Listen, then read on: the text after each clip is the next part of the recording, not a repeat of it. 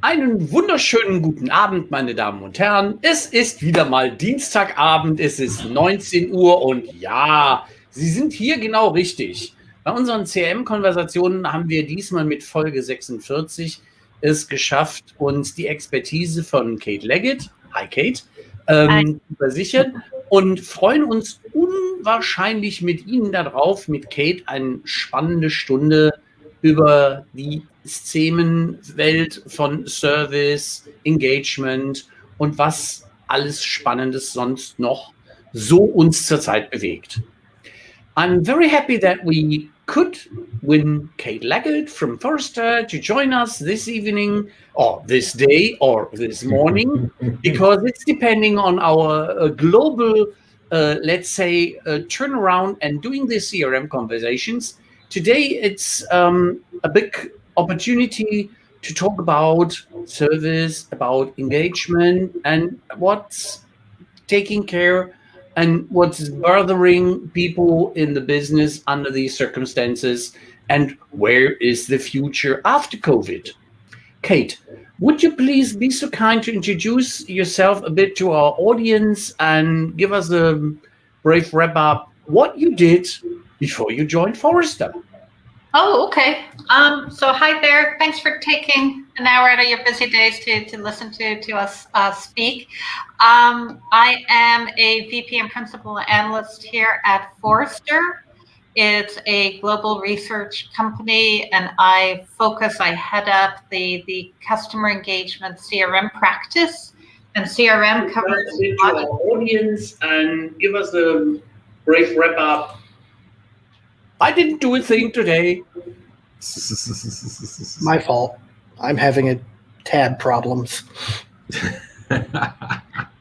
So we are totally professional, as you see, Kate.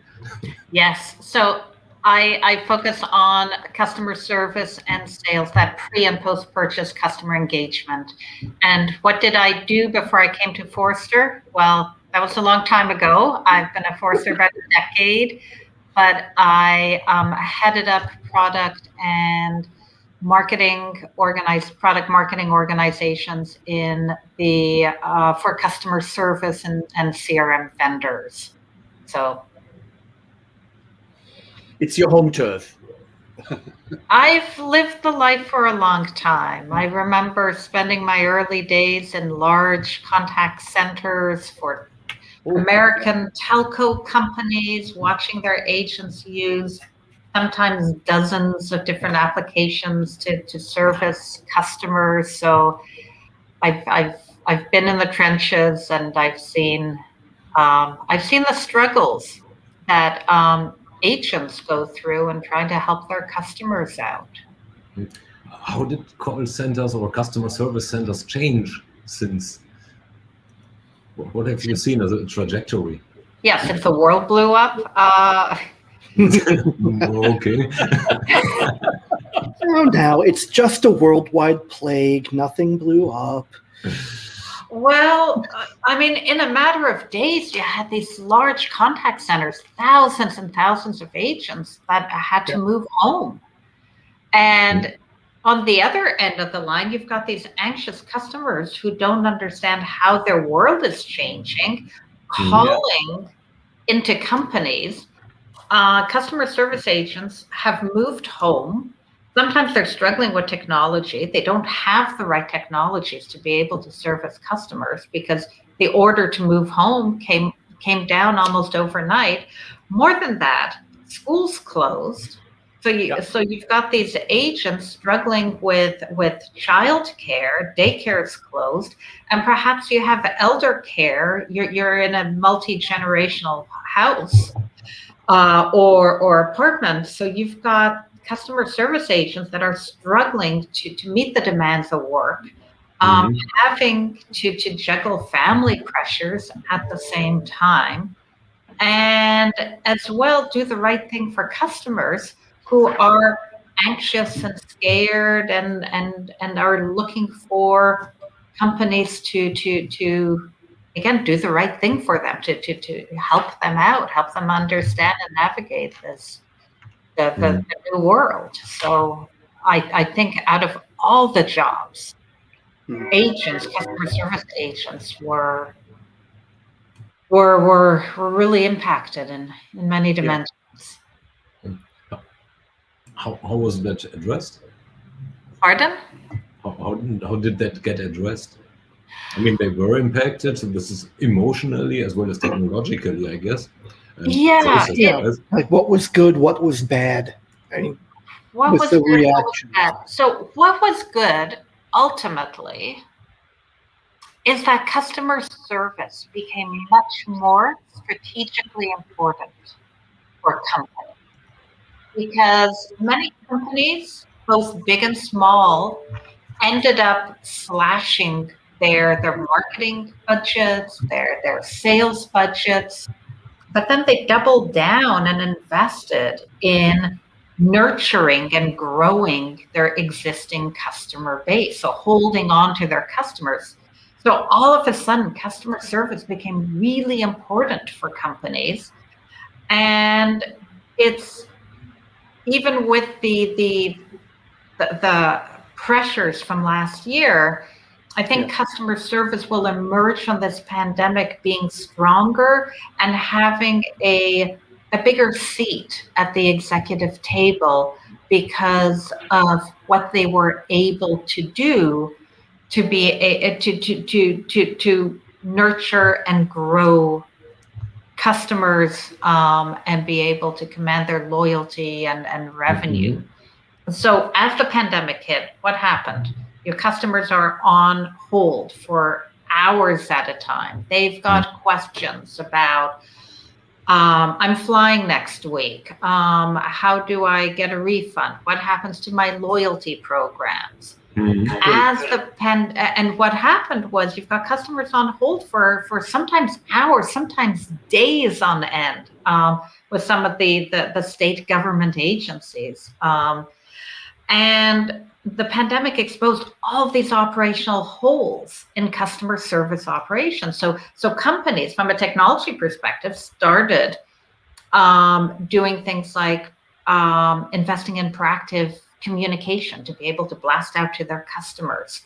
What would happen to their loyalty programs? They stood up like single-purpose chatbots that were really simple, but they could stand them up in a matter of days.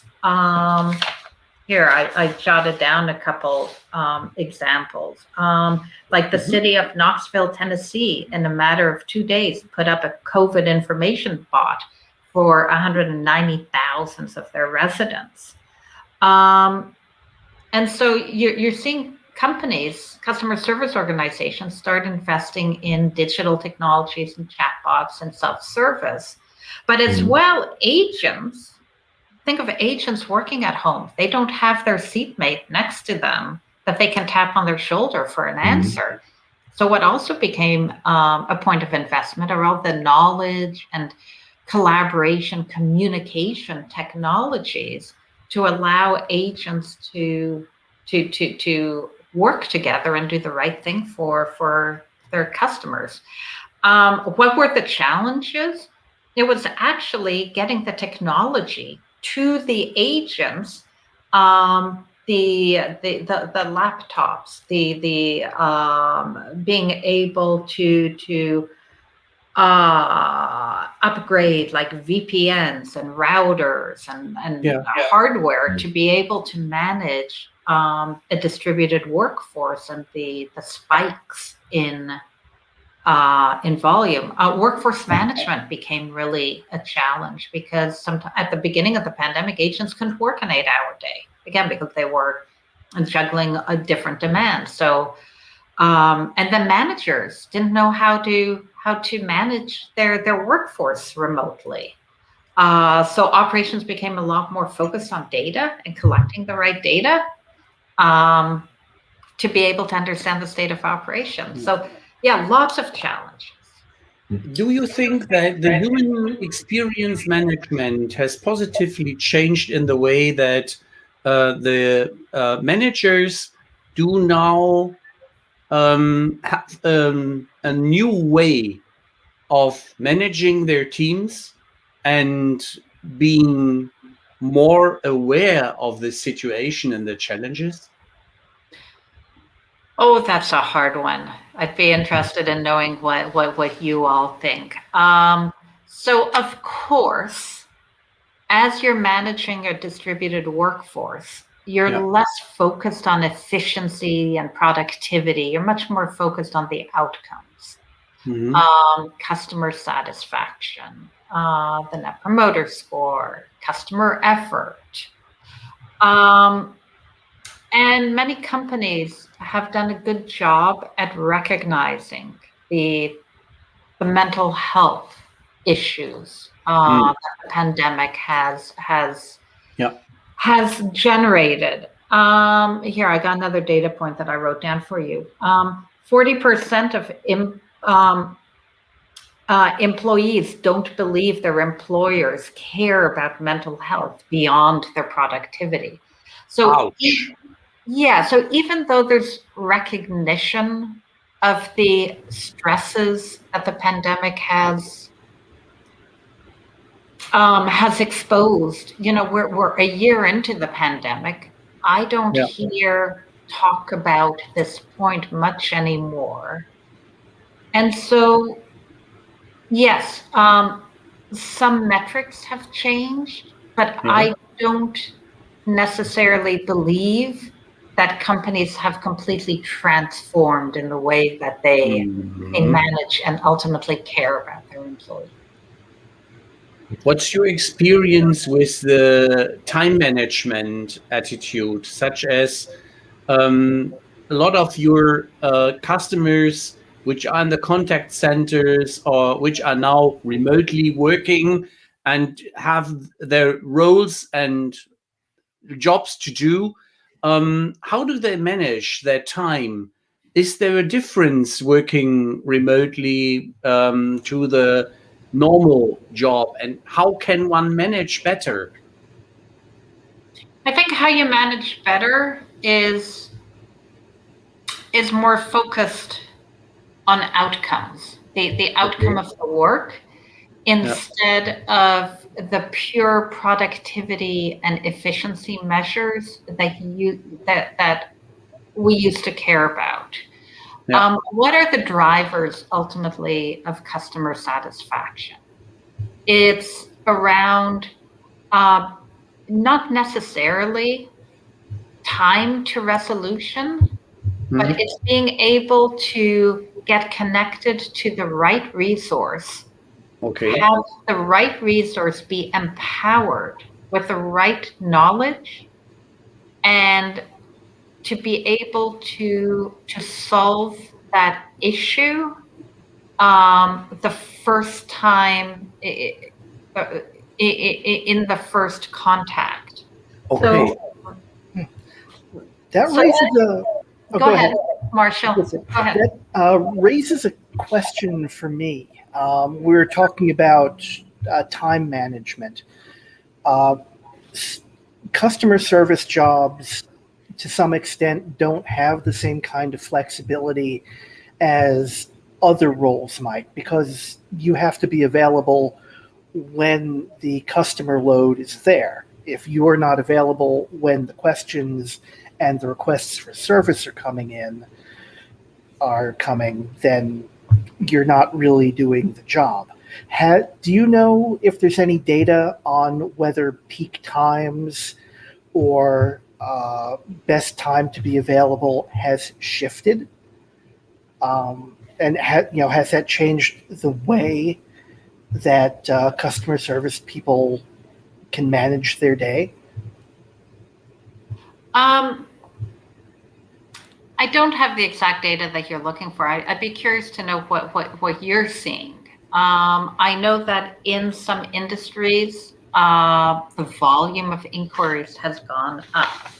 For example, in the first 3 months of the pandemic, Newstar, who manages and monitors phone traffic, saw a 22% increase in call volumes in the financial services industry, which can be really easily explained because of jobs being affected, and consumers needing to, for example, apply for small loans and then refinance their mortgages and seek financial counseling. In terms of actual peak times, I don't know. I mean, have you heard anything? Not specifically, but anecdotally, yes. What have you heard? I have heard that peak times have flattened a little bit. They're not quite the same as they used to be, in that, you know, there were certain predictable hours of the day that were big spikes, and some that were very flat. The big spikes are a little flatter, and the dead times are a little higher. So it's not that everything has evened out, but there has been a shift towards the middle. And again, this is speaking anecdotally. I don't have any numbers either. Yeah, I've heard the same. Yeah, I've heard the same thing. But again, I don't have any hard data. What I do have hard data on is that companies are increasingly investing in asynchronous communication channels, which means like you don't have to staff precisely to the peak times, which gives you a little bit more flexibility in being able to manage your operations and still get a good quality of service. So, for example, the asynchronous messaging channels have really taken off. SMS has taken off, almost as a way, if you're stuck in an IVR, waiting in queue, waiting to talk to a phone agent, you can pass that full conversation over. So lots of interest in that. What we've also seen is that companies have doubled down in self-service. So portals, knowledge, chatbots, self-service processes. In California, well, in the United States, government agencies, state and federal agencies have really doubled down in making all citizen services available via self-service. So you can apply for a permit, you can sell your car, for example, all completely online. So that's been a real push.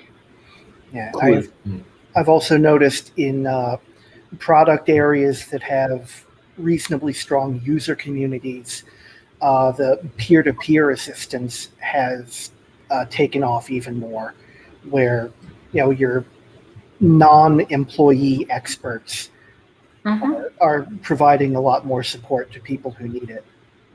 Yeah, and what we also see is absolute like gig economy labor in customer service. So, for example, if you're an expert in a particular consumer technology, some brands are starting now to funnel parts of their inquiry volume to a contingent labor force who works on their time based on their expertise. And not only do you have more authentic conversations, but it's a great way to be able to work on your terms and be paid by the work that you do. So I'm seeing that not only for pre-purchase support when a customer is like trying to compare two different camera models and they just need guidance to be able to understand what's the best fit, to post-purchase. And for example, Airbnb has a community of experts that help onboard and help service customers, and they're paid by the amount of work that they do. I'd be interested in this. You touched mental health as one topic. So what I've recently seen in yet another Forrester study is a summary about employee experience, which is very similar by the numbers, even very similar to this famous Qualtrics 80 to thingy about 80% of your average CEO thinks, hey, great customer experiences. That's what we are delivering with, and the staggering 8% of the customers agreeing. So this study basically said the same. So it's 78, I think, % of the HR managers say, well, we are doing great in employee experience, if not now, then in 2 years, with about 15% of their employees saying agree. Means 85 saying, yeah, right. Yeah. So in how far is that the same probably for the customer experience, I now wanted to say, the customer service personnel? Do you see a similar, or this being reflected there? I do. I actually have a study where we looked at how customers would spend their time. And we saw that, I'm sorry, how customer service agents were spending their time. And let me see if I can dig it up really fast, but it was, here it is. We found that agents, so customer service agents, I mean, it's a very regimented desktop where you have certain applications that you have to use, and every single action and activity is rigorously monitored. So I'll tell you a story and then I'll give you, but before that, let me give you some data. And so in the study, they found that agents spent up to 35% of their days searching for information in other sources, like a knowledge base or CRM. The agent desktop had too many applications. 15% of an agent's time was spent duplicating data from one application to another, or doing all these repetitive tasks, like simple calculations. And 10% of their day was spent with an agent trying to find a subject matter expert, help, to be able to help them answer the harder questions, to resolve the harder work. So that's a huge amount of their day that they are spending with the customer on hold as they're reactively looking for information or cutting and pasting data from one application to another. So here's the story. I walked into a large national US-based telecommunications company, and the IT manager handed me the spaghetti diagram of all their IT ecosystems. I wish I had a copy of it because it's priceless. Well, we can show you one of ours, which is showing the real disaster in reality, and spaghetti diagram does cover it fantastically.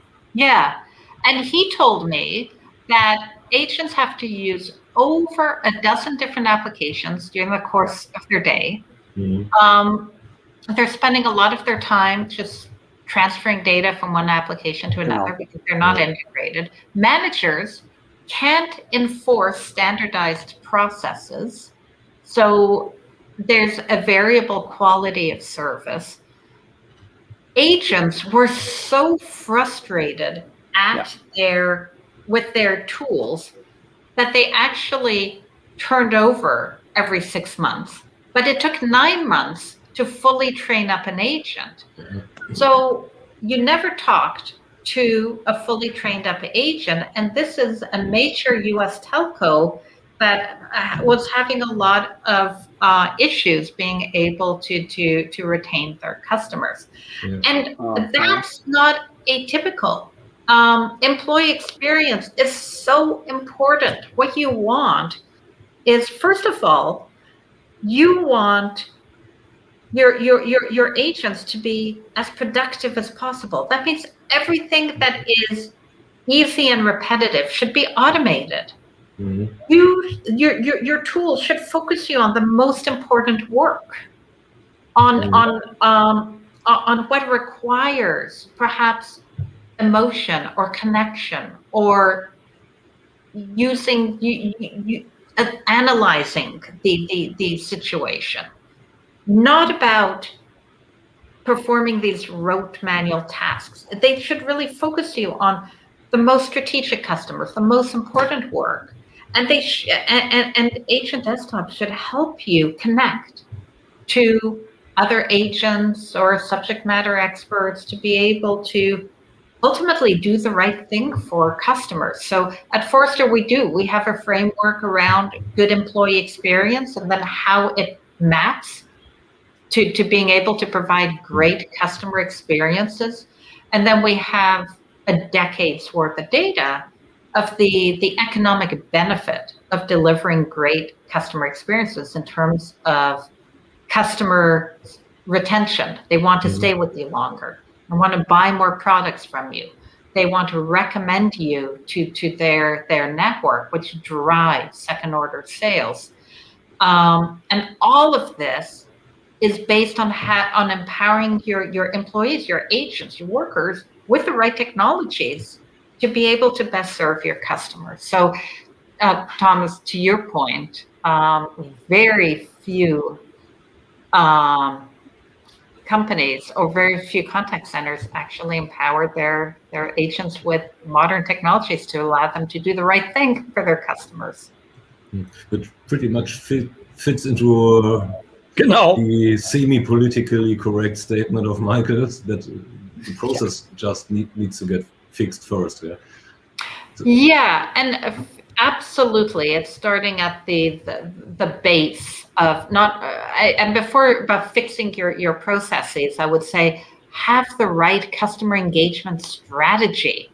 So you're not managing your agents to these productivity and efficiency measures that go counter to your brand value to your customers. And then fix your processes, and then look at technologies to be able to handhold your agents and guide them to the most important work, and empower your agents to do the right thing for your customers. Because the more that you automate, the more of the straightforward, repetitive work you'll deflect from your contact center, so you get the harder work. So what does that mean? An agent may have to be reskilled, or have a whole different. You may have to bring in a whole different skill set of agent to be able to work on the harder work, like Intuit. We're in tax season right now in the States. The fun aspect in what you just mentioned is Michael is working for one of the largest German telecommunications companies, and he knew exactly what you were talking about, that people are under stress and take a lot of time to get the right data in the right process. And if the customer wants anything which is not standard in the book, it's getting crazy. Mm-hmm. Yeah, I just wonder what it's going to take to get businesses to accept this truth that we've arrived at, that we've been discussing here. The problem is never with the agents, except in the case that they're not fully trained up because they're leaving the job because they're not being supported. The problem is coming from management and above, and the processes that they have to follow. You don't get a customer service job because you want to become rich. You get a customer service job. I mean, yes, you need to pay bills with it, but the really successful customer service personnel are the ones who genuinely enjoy helping people, who want to solve problems. And why is it that so many businesses just don't seem to want to put the right tools and the right amount of power in the hands of the people who can do it? Well, I think now we're at a point with this pandemic where, again, all these holes in customer service processes and operations have been exposed. And more than that, I see companies doubling down on investing in customer service. If I look at the top 5 investment priorities for next year, it's increase use of the cloud, improve the use of data and analytics technology, invest in customer and digital experience technologies, upgrade, replace, consolidate legacy business applications, and create a single view of the customer. So these are priorities from hundreds and thousands of purchase influencers that Forrester collected. So if you parse this, increase the use of cloud. It's about modern contact center technologies that run in the cloud. I mean, how many contact centers were running on old on-premise equipment that couldn't, and when their agents moved home, they weren't able to empower their agents in being able to work from home. You had call volume spiking, and yet you had VPNs and routers and gateways that couldn't deal with the increase in traffic. You didn't have modern collaboration technologies. And as government policies were changing so quickly, companies had to react and change their policies. And then you've got workers, agents sitting at home who don't have access to the right knowledge. So like enterprise cloud knowledge and enterprise collaboration technologies became a lifeline to contact centers. So what's going to change? Hopefully, the pandemic has made companies realize the importance of customer service, of again, customer service as an organization to nurture customers, do the right thing for customers, and they've been forced to upgrade their technologies because their old technologies don't work in this new way of working. And how many businesses do you know that are going back to the world of old? Many of the large companies, large contact centers that I speak to will ultimately stay in a hybrid mode through this year, perhaps forever. I mean, I think it's Verizon Wireless that said that they're not bringing their agents back to a physical contact center. Very possibly. I mean, it's an attractive prospect for everyone involved. You save on physical expenses. You give flexibility to the worker. It's a beautiful thing. You can source talent from anywhere. It doesn't mean that you have to be geographically constrained to your contact center. Right, you are. And this is an important aspect. You could get globally 24 hours servicing around the globe if you make it proper. A vision which some organizations have and did not properly understand. But so did German government, such as the most important communication machines are still telefax machines. Elsewise, I'm happy that we are no longer in drums and in smoke fires, and that we have mail pigeons still in service. Yeah, but I'm really worried if you see that, for instance, for filing down disease cases, they utilize still pen and paper in Bavaria to cover up a mass demand. They were not prepared to do anything in a proper way. And this should not happen. And after 1 year, I wonder what the learnings in the large organizations are. In the area of the call centers, the contact centers, we have some fantastic learnings, such as we need more bandwidth, we need proper technology, we need proper training for the right forces and the right people We need to skill them in to do proper time management, as their managers cannot teach them, because they can't do it by themselves, which is a learning from my end.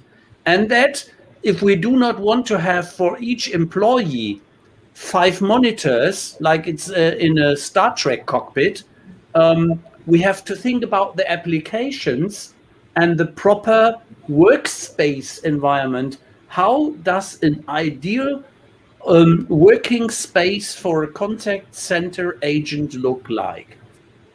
What is the proper setup? Is it a 34-inch monitor? Is it also the opportunity for free speaking aside of headphones? Those were things which came to my mind while discussing this.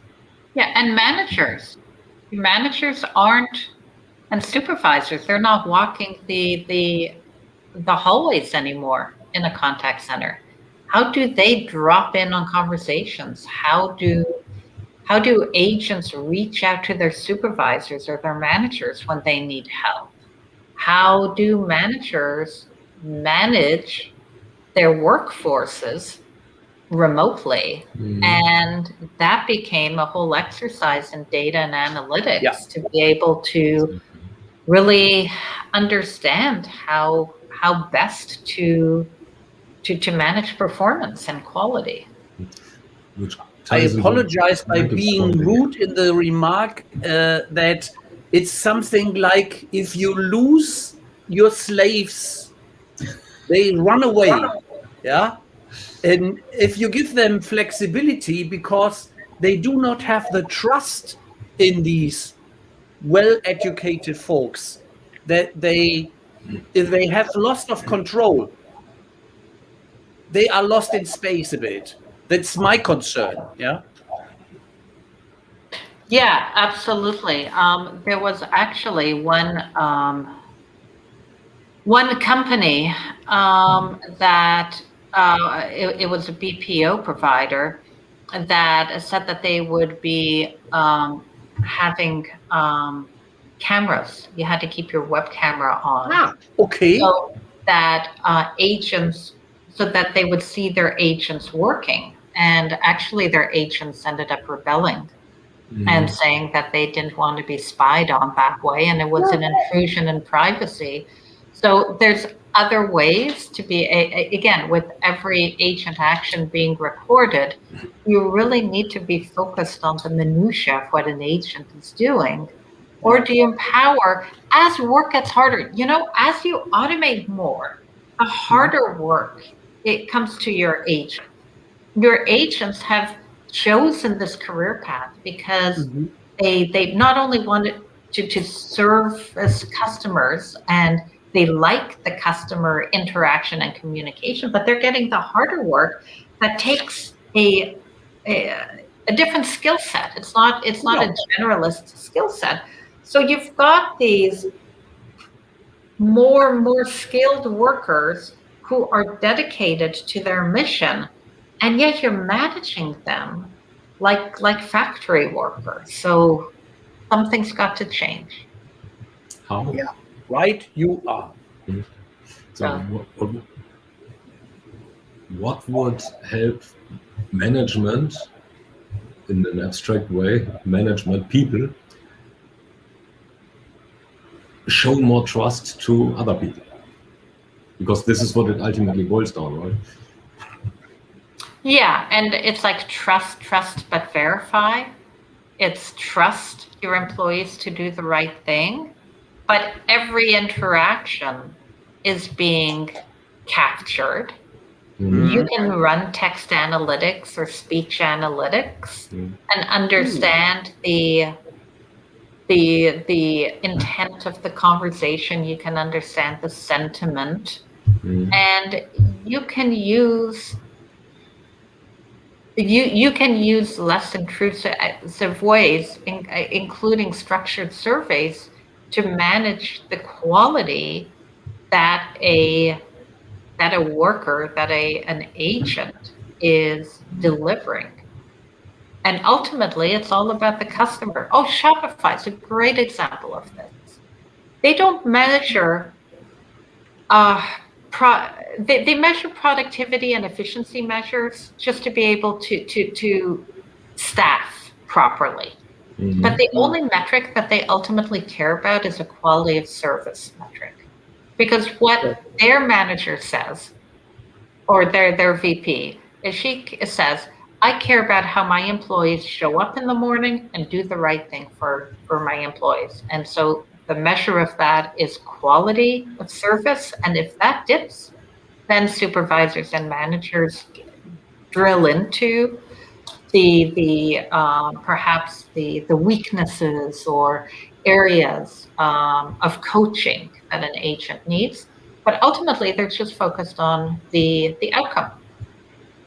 That makes perfect sense to me. I mean, the agent is there to get it right, not to get it necessarily fast over and over and over again. Mm-hmm. That's what we have automation for. It's what you were saying previously.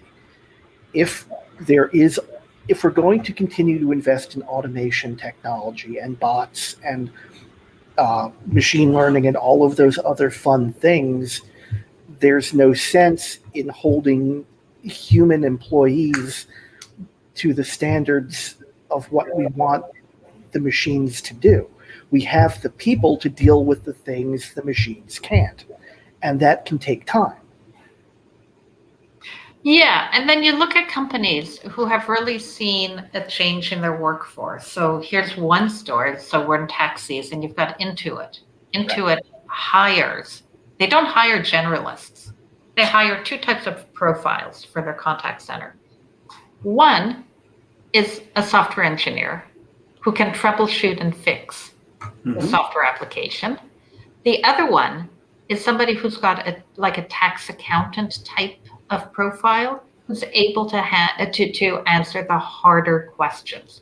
Do you think these two types of profiles want their feet held to the fire in terms of productivity and efficiency measures? Certainly not the same fire. Yeah. I mean, another great example is there's Textile Fashion Group. They're a fashion forward brand. And they actually use agents to help, because all the questions about clothes are answered online in terms of dimensions and colors and returns and fit. What they're also so their agents actually are more like fashion consultants who help advise their customers and how to best put outfits together. And again, it's a different skill set. It's not a customer service agent. It's somebody who cares about fashion, who wants to have those conversations with agents, and with customers. And ultimately, you don't care about how fast that conversation happened. You cared about having an impact and delighting your end customer, so they actually buy from you and buy more from you. It's about cultivating that relationship. Exactly. And that in a remote quality, that you have people skilled to do a conversation either through video or simply on the phone, and have a creative part such as what is your wardrobe normally looking like? What would you like to have? Which is your favorite color? What would you like to wear if you go to the garden? All that, yeah. That they show emotion, and that they show the interest, the empathy, which is so deep, so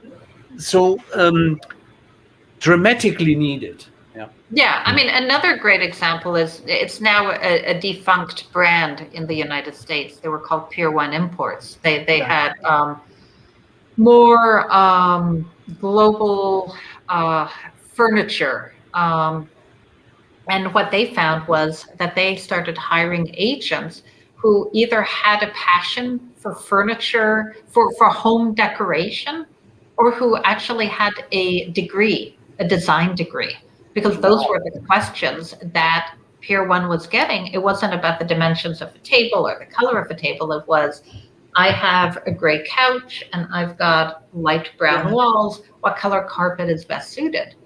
And again, what they found was that the longer conversations, actually, they encouraged longer conversations because they were trying to build a relationship with the customer so that the customer ultimately trusted them.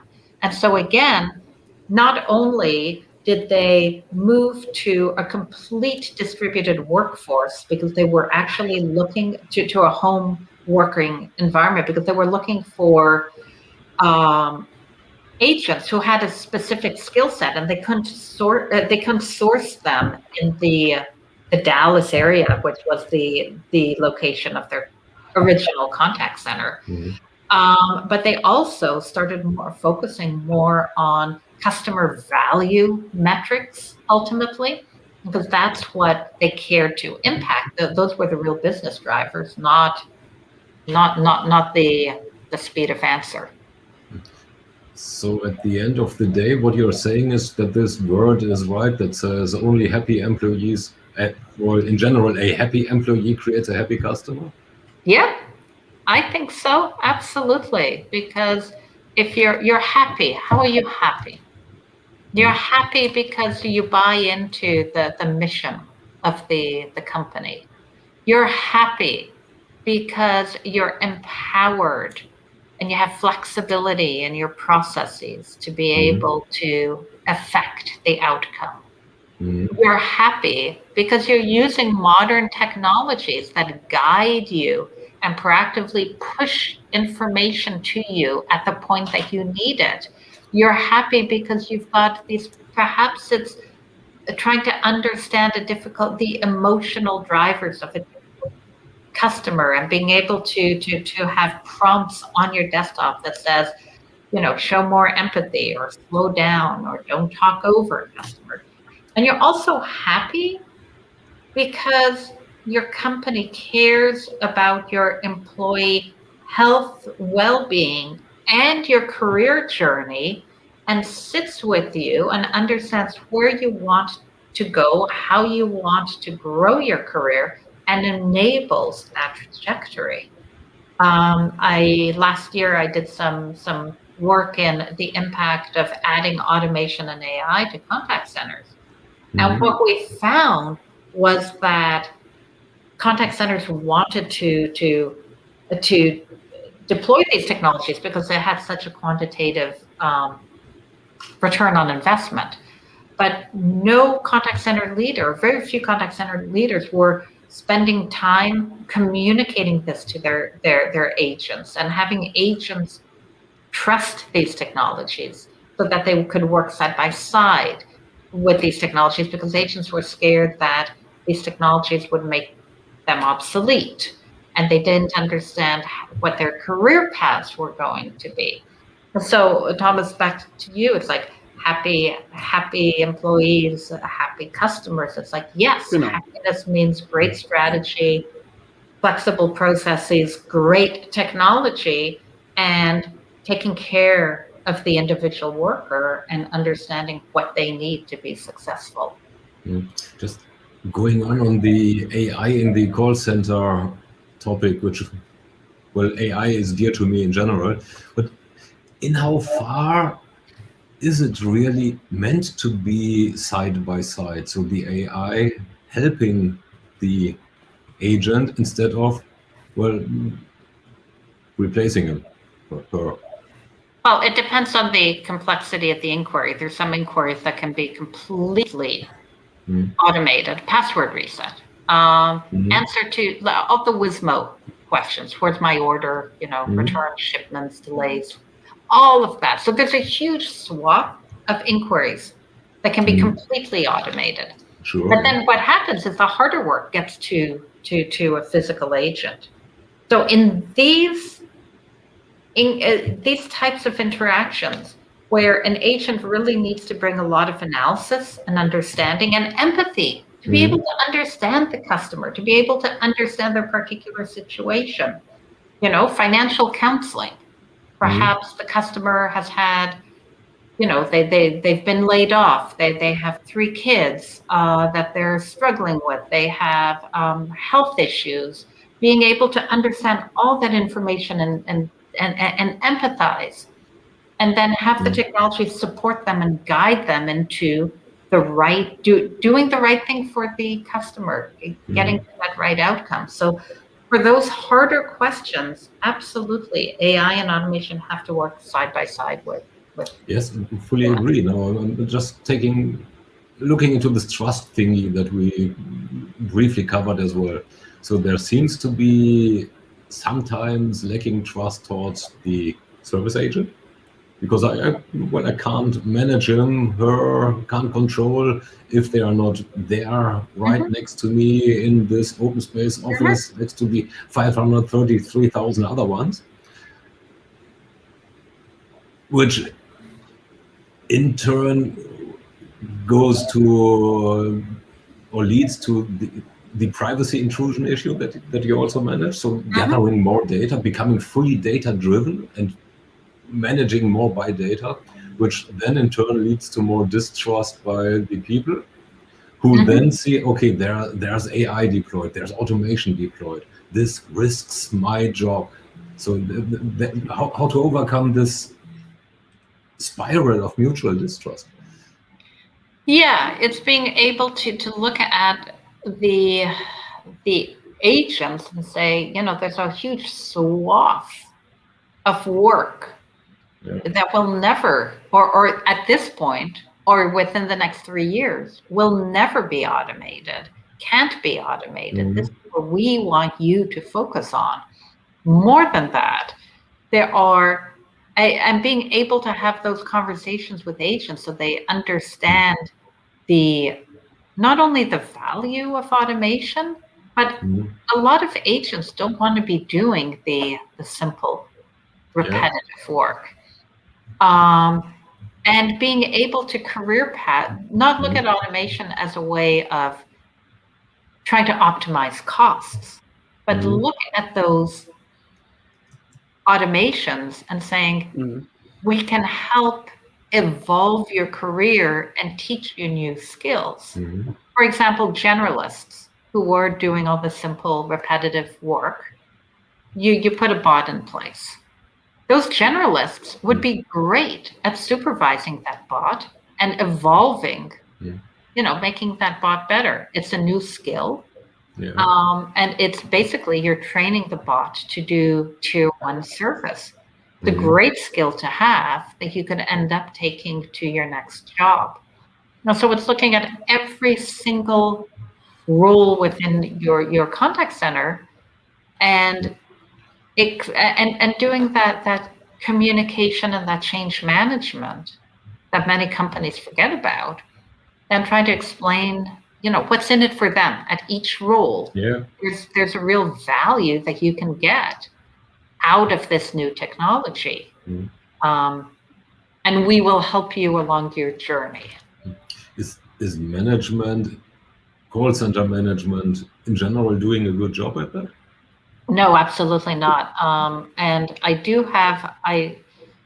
don't know if I can dig up the data quickly, but I do have data that showed that it was like 14% of call center managers were actually managing the journey of their agents as they introduced automation and AI. So there's a ton of work that could be done there. That would be a real area of opportunity, because again, and most vendors who help with this automation journey or AI journey, just look at it from a pure technology point of view and don't think about the change management.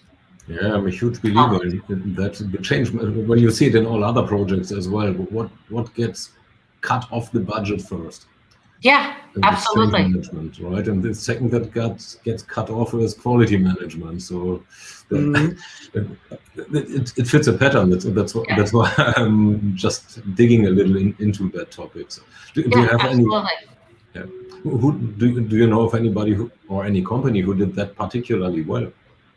Well, the companies that have done it well are the ones that I've named, where they've had they've seen the work, the type of work that they are getting change over time, and they've had to staff differently. They've had to think about career planning differently. I think every single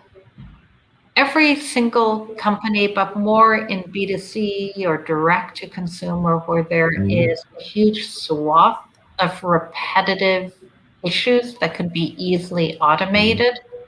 Those are all companies that should be looking at their agent workforce and thinking about the conversations that they should be having with their agents and with their supervisors in, again, as you add more automation and self-service, how is it ultimately going to impact them? Do call centers, especially the outsourcing call centers, do they have hired the right personnel? Because what changes is the workload, right? From basic stuff like reset my password, which the machine can do really better than a human. Yeah, I think BPOs are going to be impacted, and I think BPOs are understanding this and rethinking about how they want to evolve in terms of doing more strategic consulting in contact centers, looking at their workforces, upskilling them, and that is the industry that will be impacted the most with this change.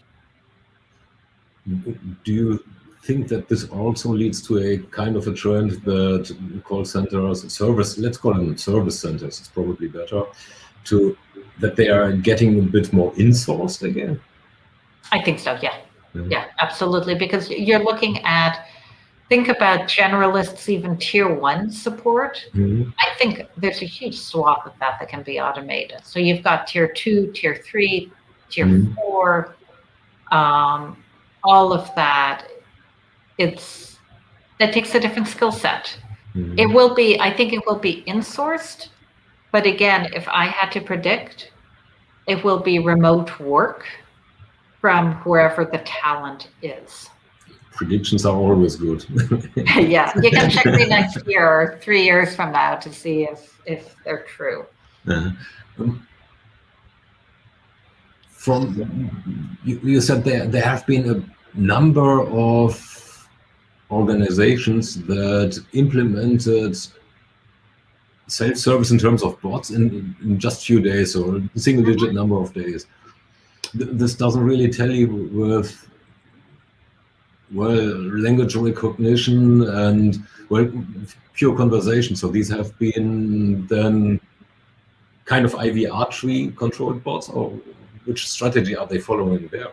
So these were single purpose like chatbots that many companies put up. For example, in the United States, we've got on the West Coast we have Safeway or Albertsons.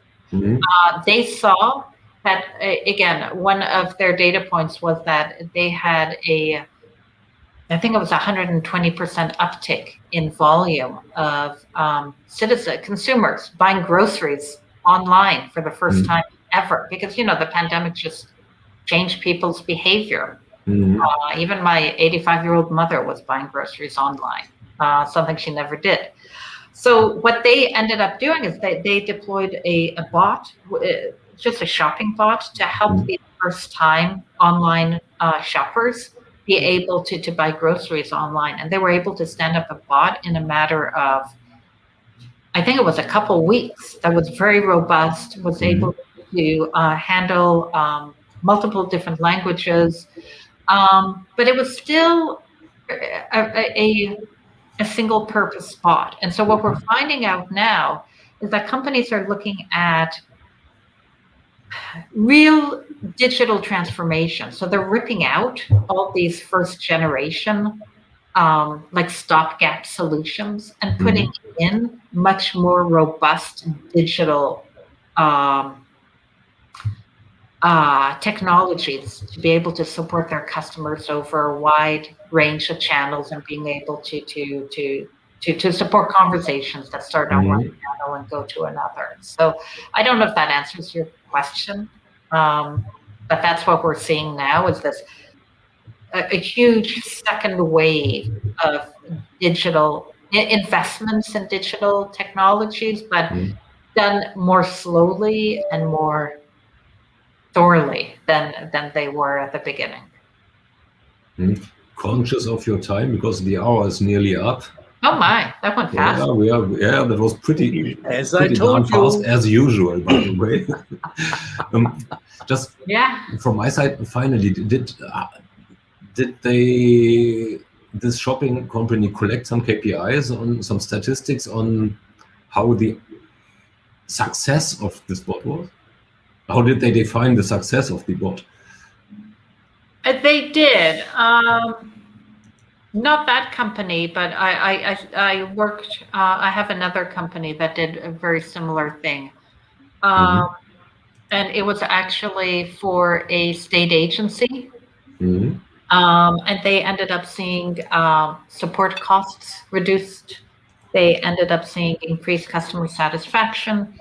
They were able to see increased faster answers.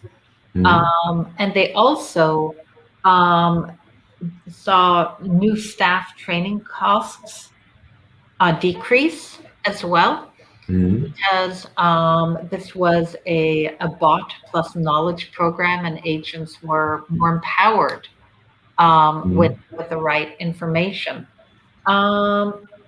And then they had a set of unquantifiable benefits, which were, for example, being able to deliver accurate, consistent help across channels, reducing a user's effort to find and consume the right information, cutting operational costs to manage these new technology investments, and then future-proofing. In terms of you add new asynchronous messaging channels, you move to WhatsApp, you move to SMS, you move to Google Business Chat, and you don't have to. You can just plug in those channels without having to disrupt the existing infrastructure. Pretty cool stuff. Yeah, I mean, I think this year. I mean, if we were to wrap up, I would say this year, the pandemic is really this golden opportunity for service centers to make operations more resilient, more sustainable. And be ultimately more strategic to customers, and being able to manage and gain and preserve and grow their loyalty. Well said. Okay, I think that was very good as a wrap up. The perfect wrap up, Nailed it. so to say. So really, from my end, really thanks a lot that pleasure's all mine. This was great. Thank you. So this was great. Let's see that we can do a repeat. I would be happy to. Anytime. Cool. Awesome. Let me end the broadcast then there, so there's no need for you to sign out now if you have a few spare minutes left. Okay, no problem. Okay, thanks to everybody who joined in, and